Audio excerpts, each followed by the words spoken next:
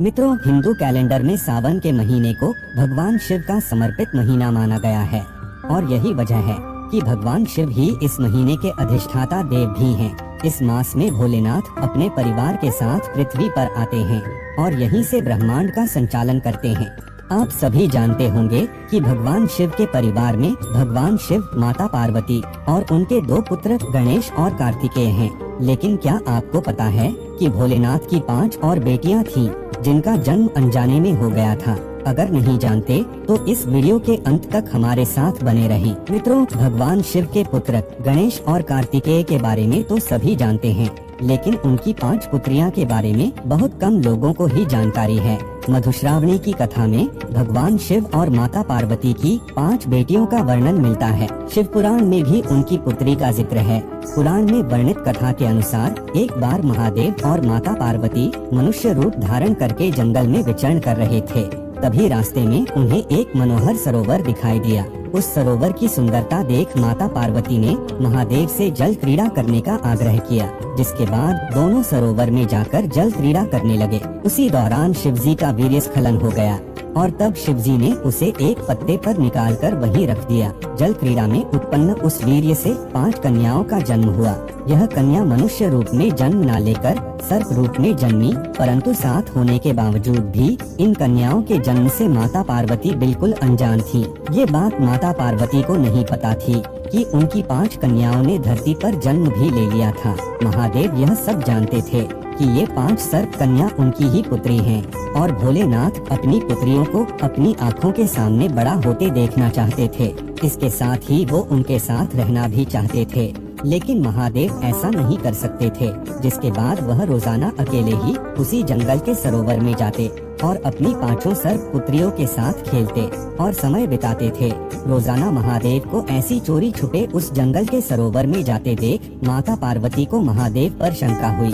अगले दिन महादेव फिर से जब सबसे छुपकर उसी जंगल के सरोवर में जाने लगे, तभी माता पार्वती भी महादेव के पीछे पीछे चल दी। महादेव को जंगल के सरोवर में 5 नाग कन्याओं के साथ खेलता देख माता पार्वती को क्रोध आ गया और उन्होंने उन नाग कन्याओं को मारना चाहा। जैसे ही माता पार्वती ने उन नाग कन्याओं को मारने के लिए अपना पैर आगे बढ़ाया, तभी महादेव ने माता पार्वती को रोक दिया और कहा कि यह नाग कन्याएं तुम्हारी ही पुत्री हैं, तुम इन नाग कन्याओं की माता हो। यह सुनकर माता पार्वती को बड़ा आश्चर्य हुआ कि यह नाग कन्याएं उनकी पुत्रियां कैसे हो सकती हैं। तब शिवजी ने माता पार्वती को उन नाग कन्याओं के जन्म के बारे में पूरी बात बताई। कथा को सुनकर देवी पार्वती का क्रोध शांत हो गया और वो हंसने लगी। तब भगवान शिवजी ने माता पार्वती को बताया कि उन कन्याओं के नाम जया, विषहर, शामिलबारी, देव और दोतली है। भगवान शिवजी ने यह भी बताया कि जो भी मेरी इन पुत्रों की सावन में पूजा करेगा, उनको कभी भी सर्प भय नहीं सताएगा। उनको और उनके परिवार के लोगों को सर्प से कभी भी कोई भी नुकसान नहीं होगा। यही कारण है कि सावन में भगवान शिव की इन 5 कन्याओं की विशेष तौर पर पूजा की जाती है। साथ ही लोग सावन में सांपों को इसी कारण से मारते भी नहीं है। इसलिए कहा जाता है कि सनातन धर्म में हर एक बात के पीछे एक कहानी अवश्य होती है। मित्रों, आपको बता दें कि इन 5 पत्नियों के अलावा महादेव की 3 और पुत्रियां भी हैं। इसका वर्णन शिव पुराण में भी मिलता है। शिव पुराण के अनुसार शिव की 3 और पुत्रियां भी हैं, अशोक, सुंदरी, ज्योति या माँ ज्वालामुखी और देवी वासुकी या मनसा। बता दें कि देवी पार्वती को अपना अकेलापन दूर करने के लिए एक पुत्री का साथ चाहिए था, इसलिए उन्होंने शिव जी की बड़ी बेटी अशोक सुंदरी को जन्म दिया था। अशोक सुंदरी देवी पार्वती के समान ही सुंदर थी, इसलिए उनके नाम के साथ सुंदरी शब्द को जोड़ा जाता है। वहीं उनको अशोक नाम इसलिए दिया गया क्योंकि वह पार्वती के अकेलेपन का शोक दूर करने आई थी। अशोक सुंदरी की पूजा खास तौर पर गुजरात में होती है। वहीं भोलेनाथ की दूसरी पुत्री का नाम ज्योति है। उनके जन्म से जुड़ी 2 कहानियां बताई जाती हैं। पहली के अनुसार ज्योति का जन्म शिव जी के तेज से हुआ था और वह उनके प्रभामंडल का स्वरूप है। दूसरी मान्यता के अनुसार ज्योति का जन्म माँ पार्वती के माथे से निकले तेज से हुआ था। देवी ज्योति का दूसरा नाम ज्वालामुखी भी है और तमिलनाडु के कई मंदिरों में उनकी पूजा होती है। भोलेनाथ की तीसरी बेटी का नाम मनसा था।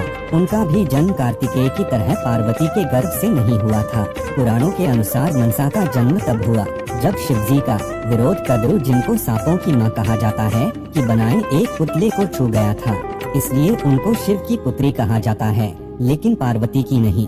मित्रों, हमारी इस वीडियो से आपने भोलेनाथ की उन 5 पुत्रियां के बारे में जाना, जिनके बारे में बहुत कम लोगों को ही जानकारी है। इसके साथ ही हमने आपको उनकी उन 3 पुत्रियों के बारे में भी बताया, जिनका शिव पुराण में भी वर्णन है। आज के इस वीडियो में बस इतना ही। हम उम्मीद करते हैं हमारी यह वीडियो के जरिए आपको कई सवालों के जवाब मिल गए होंगे। अगर ये वीडियो पसंद आई हो तो इसे लाइक और शेयर जरूर कीजिएगा। अगर आपने हमारे चैनल को सब्सक्राइब नहीं किया है तो जरूर करिए। इसके साथ ही मुझे दे इजाजत, और हाँ, वीडियो को अंत तक देखने के लिए आपका बहुत बहुत शुक्रिया।